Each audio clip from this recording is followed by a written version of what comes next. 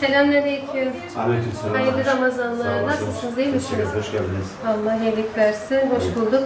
Şimdi biz her Ramazan'da, yani normalde senenin her dönemlerde yapıyoruz ama Ramazan önce daha çok böyle Ramazan'da yoğunlaştırıyoruz. İhtiyaç sahiplerinin, yetim ailelerimize borçları varsa Osmanlı'dan kalan zimem defteri, yani veresiye defterinden borç silimi, onu yapıyoruz. Size zahmet bakın, ihtiyaç sahibi yetim ailemiz varsa inşallah destek olalım. 25 10 lira düşündük. 17, tamam. Tamam. Siz de farkında isterseniz. Tamam. Ne de söyle bakalım. Sonra onu tamamen kapatalım. Tamam, olur. Yani birisi tamamen kapanırsa ben O zaman böyle daha iyi olur. böyle daha iyi aklımda kalıyor. Tamam abla. Allah kabul etsin. Şimdi yapmışsınız. Şöyle bir şey yapalım. Biz hiçbir şey olsun, düz hesap olacak. Tamam. Şu fişler. Bizim faydamız yok. İhtiyaç sahibi olduğu için biliyorsunuz. Tamam.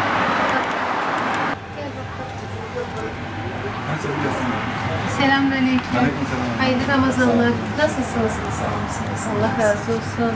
Şimdi biz her Ramazan böyle marketleri, işte fırınları gezip ihtiyaç sahibi kardeşlerimizin zimem defteri usulü, bu veresiye defterindeki borç silme bu uygulamayı yapıyoruz sağ olsun öğrencilerimizle, arkadaşlarımızla. Bakın siz de eğer varsa öyle bir kardeşimiz, ihtiyaç sahibi yetim aile olur. Bu şekilde sayın 1000 lira diyor ama yine de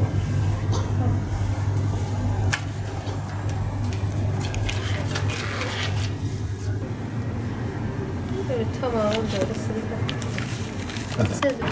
700 Tamam, vereceğiz. ben toplayayım, toplamdan düşeyim. Bir bakalım.